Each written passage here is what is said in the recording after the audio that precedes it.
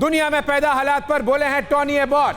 उन्होंने ये कहा है कि दुनिया के सामने मुश्किल भरा और डराने वाला वक्त आ गया है। हम इस वक्त भी आराम से नहीं बैठ सकते हैं। एबॉट ने एक्सक्लूसिव बातचीत में TV9 भारतवर्ष से ये कहा।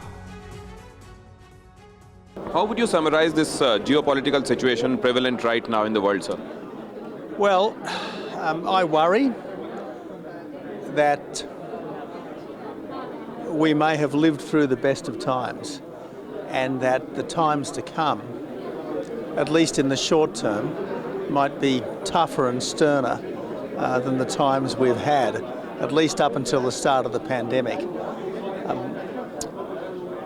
We should not underestimate this new axis between Beijing and Moscow.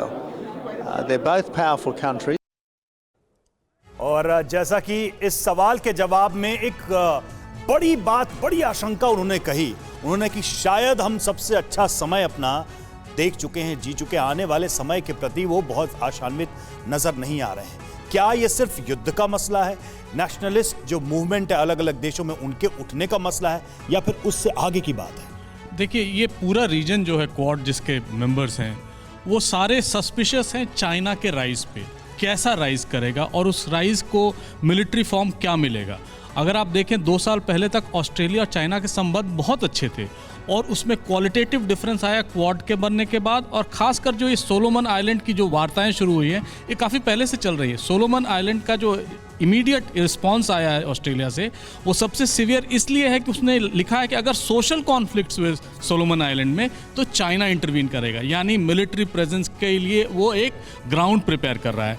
तो ऑस्ट्रेलिया सस्पिशियस है, इंडिया सस्पिशियस है। लेकिन सिन्हा सर, इसी से एक सवाल निकल के आता है कि दुनिया में पहले भी सुपर पावर रहे, कंपटीशन रहा है, लेकिन ग्रोथ की जो बात होती है और इस तरह के युद्ध या खराब माहौल की बात होती है, उसको अवॉइड करने की कोशिश होती थी। चाइना को लेकर इतना शक क्यों है सबको?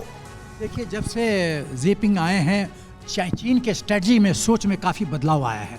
चीन एक जीपिंग एक ओवर एम्बिशियस, बहुत ही महत्वाकांक्षी, और चीन को वर्ल्ड का सुपर पावर 1 बनाने के लिए एग्रेसिव मोड में है। ऐसा पहले नहीं था। तो ये जोंगहुआ का कॉन्सेप्ट जो माओ त्से-टुंग का ज़माने से शुरू हो रहा है, उसको एक गतिशीलता दी है जीपिंग ने, पहली बात। दूसरी बात है कि चीन एक नया स्ट्रेटजी किया है। एक कहावत है ना, देख बंदरिया पैसा फेंको तमाशा देखो वाला एक कहावत है, मैं एग्जैक्टली भूल रहा हूँ वर्डिंग। चीन पैसा फेंकता है, तमाशा देखता है। आप श्रीलंका की बात कीजिए, आप साउथ ईस्ट एशिया कंट्रीज की बात कीजिए, नेपाल की बात कीजिए, ये सब जगह पैसा फेंकता है।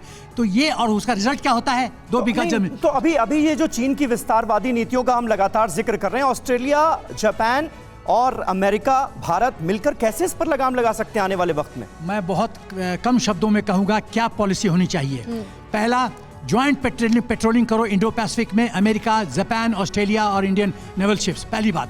दूसरी बात है, वहाँ के जितने आइलैंड्स के चीफ्स हैं, पॉलिटिशियंस हैं, उनको किसी तरह से अपने पॉकेट में लेने की जरूरत है, क्योंकि चीन पैसा फेंकता है और उनको अपने साथ ले लेता है। देखने को मिल रहा है कि चीन के प्रभाव में सोलोमन आइलैंड के PM आ गए हैं, कुछ यही समझ में आ रहा है। अड़ी सोमवार से शुक्रवार शाम 6 बजे सिर्फ TV9 भारतवर्ष पर।